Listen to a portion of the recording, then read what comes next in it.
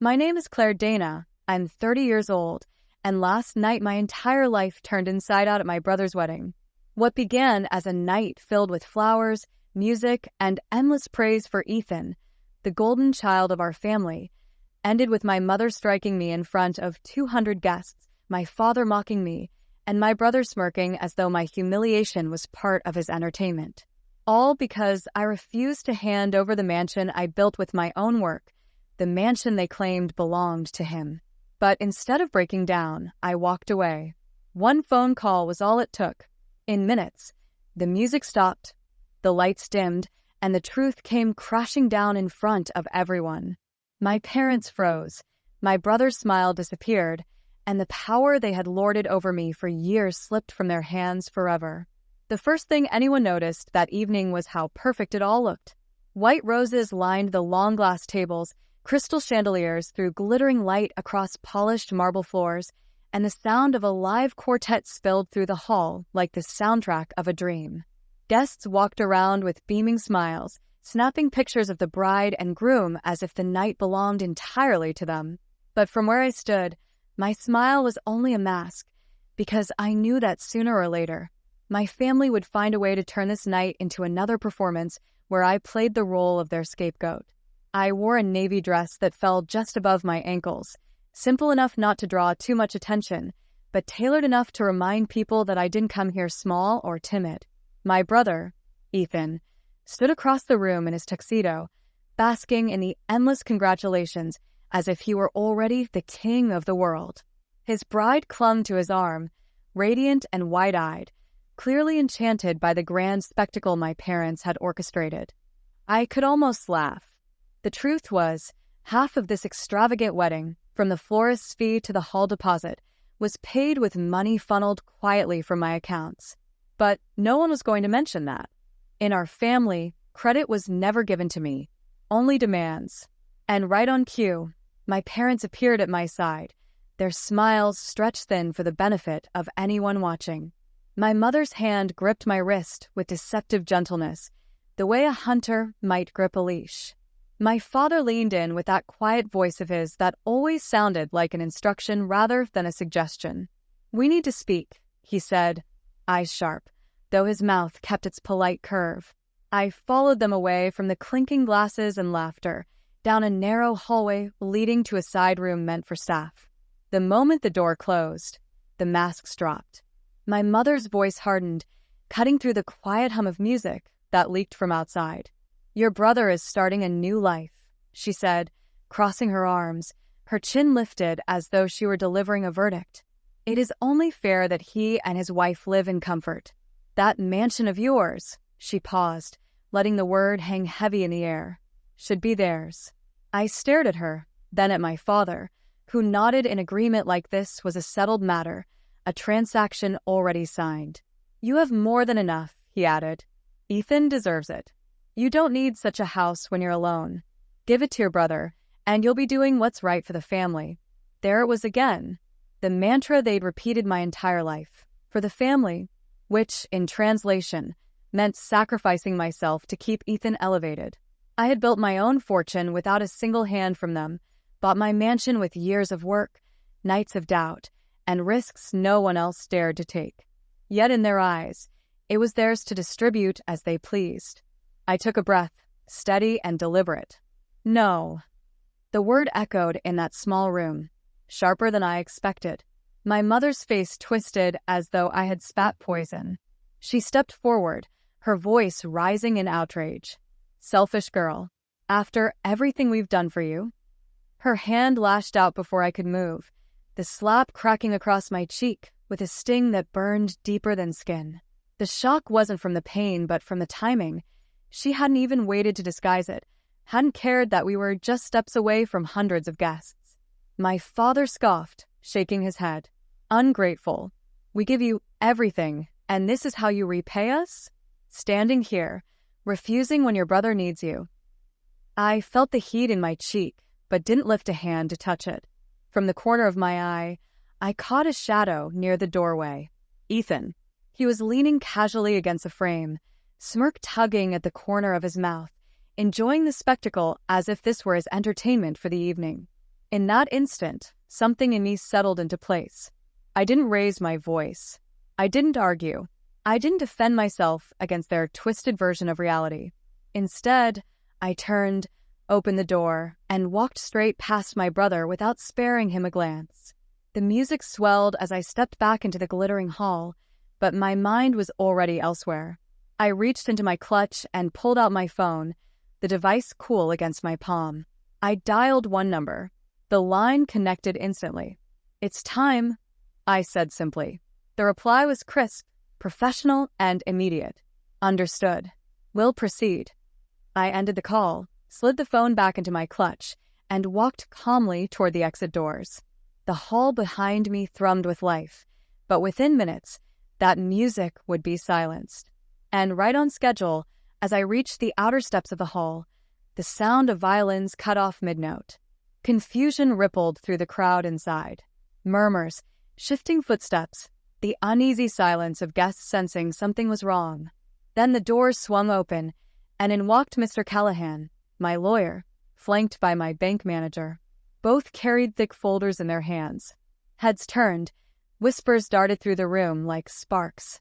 My parents stood frozen at the center of it all, faces paling as they recognized the man I had just unleashed. Mr. Callahan's voice carried, with calm authority. "Good evening. My client has requested I clarify certain legal matters regarding the estate and assets currently being discussed." He opened the folder, the papers inside catching the chandelier light. "As of this week, all properties, accounts, and associated holdings are secured under my client's name, with restrictive clauses preventing any unauthorized transfer or claim. Furthermore, a portion of tonight's wedding expenses has been executed through her funding, now fully documented." Gasps scattered across the room. Guests turned, eyes darting between my parents and me. My mother's mouth opened, but no sound came. My father's posture sagged as though the floor had been pulled out from under him. And Ethan, the groom, the favored son, stood still, the smirk gone, replaced by disbelief that his celebration had just been hijacked by a truth no one could ignore. The silence inside the wedding hall was louder than any music could have been. A room filled with more than 200 people suddenly felt suffocated, the air thick with whispers and darting glances. My lawyer's voice had sliced through the celebration, and now every eye was either fixed on my parents or flickering nervously toward me. The grandeur of the evening, the glittering chandeliers, the flower arrangements that cost more than most people's monthly rent, the polished marble floor, all of it faded beneath the weight of the truth laid bare in front of everyone. My mother was the first to move, though it was less movement than desperation. She stumbled forward, trying to salvage the image she had spent her life curating. Her hands fluttered toward the lawyer's folder, as if she could snatch the words from the paper and burn them before they reached another ear. "This is nonsense," she declared, her voice trembling but pitched high enough to force attention back to her. "My daughter is mistaken. These claims, they're exaggerated. She doesn't mean—" Mr. Callahan cut her off with the precision of a man who had spent decades dismantling lies. "Everything here is documented. Dates, signatures, transfers. Legally binding, irrefutable." He turned to the crowd, his tone steady. "This family's assets remain entirely within my client's authority. No one else holds rights to them. That includes the mansion in question." A gasp rippled through the guests, some covering their mouths, others whispering names and fragments of speculation. My father tried to summon authority, squaring his shoulders as if he could still command obedience by posture alone. "This is a wedding," he barked, "not a courtroom. You've humiliated us enough. We'll settle this privately." But the damage was already done. The crowd had seen everything. They had watched the way my parents turned pale, the way their voices cracked. They had heard the undeniable authority in Mr. Callahan's tone. Private settlements meant nothing now. The image they had built for years of a united, powerful family had been stripped bare in a single stroke. I didn't step inside. I stood at the doorway, the night air pressing at my back, watching like an outsider observing a scene unfold on a screen. Guests shifted uncomfortably, unsure whether to sit, leave, or pretend they hadn't just witnessed a collapse of hierarchy. Some avoided my parents entirely, turning instead toward me, eyes filled with a mix of shock, admiration, and curiosity. They had seen me slapped. They had seen me mocked. Now they were seeing the reversal they never expected. Ethan finally moved. He pulled his bride closer, whispering something into her ear, but she didn't respond. Her face was pale, her grip on his hand slack. She wasn't smiling anymore. The fairy tale image of her wedding day had been shattered, and no vow could glue it back together. She looked toward me, her eyes wide, searching for understanding, but I gave her nothing. She had married into the family willingly. Whether she knew the games they played or not, she was now part of their stage. My mother's composure unraveled further. "Do you see what she's done?" she cried out, voice breaking, her hand pointing at me like an accusation. "She's jealous. She couldn't stand her brother having this day, so she plotted to humiliate us in front of everyone. She's spiteful, bitter." Mr. Callahan interrupted once more, his words cutting her accusations clean in half. "What you are witnessing is not spite. It's fact. And if you wish to contest these facts, I encourage you to do so in court, where this documentation will be presented again." The room erupted in hushed murmurs, sharp and restless. People were already reaching for their phones, typing messages, sending whispers out into the wider world. By tomorrow morning, the story would no longer belong to the guests in this room. It would belong to anyone who heard it secondhand, twisted into retellings where truth and rumor blended, but always circling back to the same headline: "The family feud exposed at the wedding." I turned and walked down the steps, my heels clicking against the stone, each sound steady and unhurried. Behind me, the hall buzzed with chaos, but I didn't need to stay to know what was unfolding. My absence made the scene louder. I had set the stage, triggered the collapse, and now I let them choke on the debris. Outside, the air was cooler, fresher, untouched by perfume and pretense. My car waited at the curb, sleek and quiet, the driver standing ready. As I opened the door, my phone vibrated. A message from Callahan. Handled as discussed. They are cornered. Proceed as planned? I typed back one word. Yes. The drive away from the hall wasn't long, but each streetlight that flashed by reminded me of the years I had spent under their control, the years when my voice was drowned out by their demands. They believed I would always bend. Tonight was the first time they learned otherwise. By the time I reached my mansion, the tension had left my shoulders. The gates swung open, the house glowing with quiet strength in the night. This wasn't just a home. It was proof of everything they had tried to deny me. Independence, control, respect. I walked through the foyer, marble floors reflecting the soft light, and for once, the silence inside wasn't suffocating. It was freedom, but I knew better than to think the fight was over. Families like mine didn't surrender. They plotted, they schemed, they clawed for scraps of power until nothing remained. And my parents, especially my mother, would not let this humiliation stand. I poured myself a glass of water, sat in the living room, and replayed the moment in the hall when her hand had struck my face. The sting had faded, but the memory stayed sharp. She thought she had silenced me with that slap. Instead, she had given me the push to unleash everything I had prepared. My phone buzzed again. This time it was Ethan. I stared at his name lighting up the screen, his attempt at control arriving sooner than I expected. I let it ring. When it stopped, another message followed. "We need to talk. Privately. Don't do this to us." I didn't reply. A second message. "If you keep this up, you'll regret it. I promise you that." I set the phone down. His words were empty threats dressed as authority, the same tactic he had learned from watching our parents all his life. What he didn't realize yet was that the ground had shifted beneath him. The protection he had always enjoyed, the favoritism that shielded him, had crumbled in front of everyone. The morning after the wedding, the news had already spread. The scene in that hall had leaked beyond the walls before the night even ended. Guests couldn't resist sharing what they had witnessed, and by sunrise, phone calls were circling between friends, business partners, and neighbors. My family's spotless reputation was dented in a way no polished smile or carefully worded excuse could repair. I sat at the long dining table in my mansion, the morning light spilling through the wide windows, the silence broken only by the sound of my phone buzzing again and again. Missed calls, voicemails, messages, most from my parents, some from Ethan, a few even from distant relatives who had heard enough rumors to come sniffing for answers. I ignored them all. They wanted explanations, they wanted control back, but I wasn't handing either over. It didn't take long before they showed up at my gates. I watched from the upstairs window as their car pulled in, the engine cutting off with more force than necessary. My father stepped out first, his suit from the night before replaced with something simpler, though his face carried the same commanding mask. My mother followed, her movements sharp, brittle, as though she had rehearsed what she would say.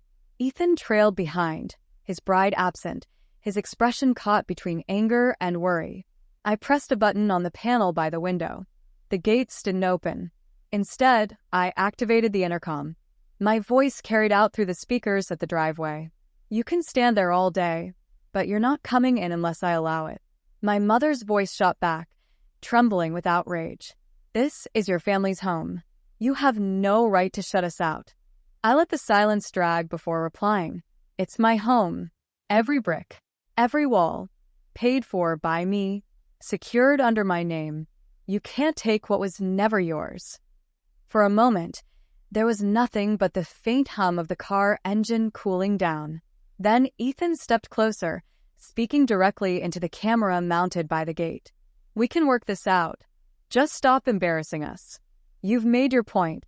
I shook my head though they couldn't see it. "You still don't understand. This isn't about making a point. This is about ending the game you've played with me my whole life." I walked away from the intercom, left them standing outside. Minutes later, I heard the sound of their fists against the iron gates, their voices raised in anger, demanding, pleading, bargaining all at once. I didn't go back. Instead, I called Callahan. His tone was calm as ever. "They're already pushing for meetings with financial advisors. They'll try to spin this, maybe even threaten litigation, but they don't have ground to stand on." "Good," I answered. "Make sure they understand that pushing further will only hurt them more." That evening, I received another message, not from them, but from one of Ethan's groomsmen who had been at the wedding. "Everyone's talking. People are siding with you. They saw what happened. They saw the slap. That was the detail spreading the fastest. The image of my mother striking me in front of everyone. No amount of damage control could erase that moment. It was the kind of act people remembered, whispered about, repeated. It painted her not as a proud mother, but as someone cruel, desperate, and exposed. Days passed. Their attempts to corner me grew weaker. The phone calls slowed. The messages turned from rage to silence.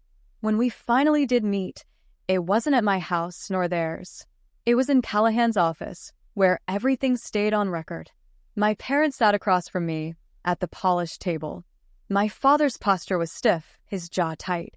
My mother looked thinner, her eyes restless, darting between me and the documents spread out before us. Ethan sat beside them, arms crossed, his pride deflated but not gone. Callahan laid out the terms clearly. "There will be no further claims on my client's properties, accounts, or holdings.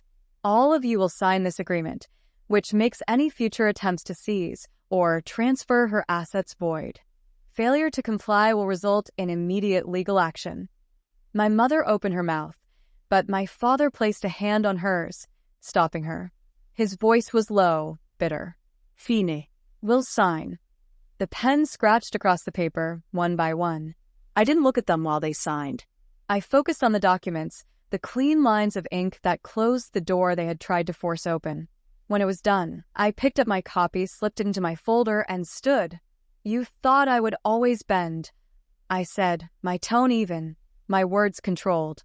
"That I would keep giving, keep sacrificing because you told me it was for the family. But the truth is, it was always for Ethan. It was never for me.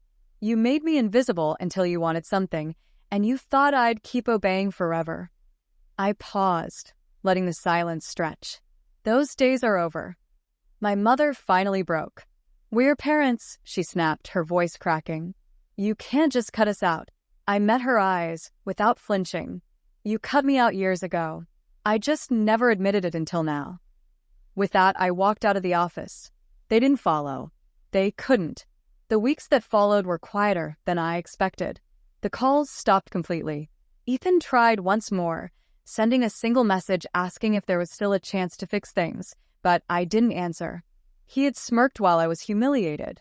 He had stood by while they struck me. Fixing things wasn't possible. What I did instead was move forward. I invested in projects I had put on hold, traveled to places I had postponed visiting, filled my time with people who saw me for who I was, not what I could give. The mansion remained mine, untouched by their grasp, not a symbol of bitterness, but of survival. One evening, months later, I passed by a restaurant downtown and saw them through the glass, my parents and Ethan at a corner table. Their voices weren't loud, their gestures small, the confidence that once wrapped them now gone. No one paid them attention. They had become ordinary. For a long moment, I stood outside watching, the reflection of city lights flickering across the glass. Then I turned and walked away. The power was mine now, not because of wealth or legal documents, but because I had stopped letting them dictate my worth.